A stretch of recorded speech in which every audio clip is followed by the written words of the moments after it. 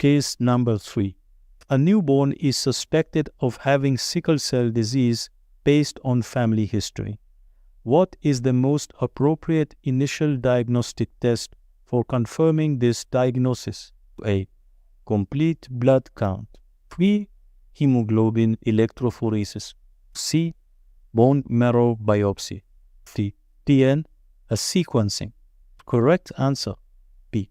Hemoglobin electrophoresis is the gold standard for diagnosing sickle cell disease in newborns. This test separates different types of hemoglobin based on their electrical charges.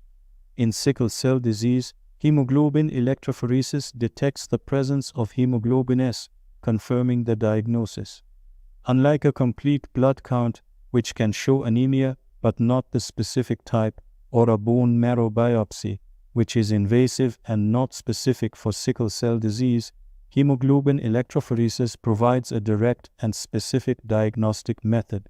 DNA sequencing could theoretically diagnose sickle cell disease, but it is not routinely used due to higher costs and the availability of simpler diagnostic methods like electrophoresis.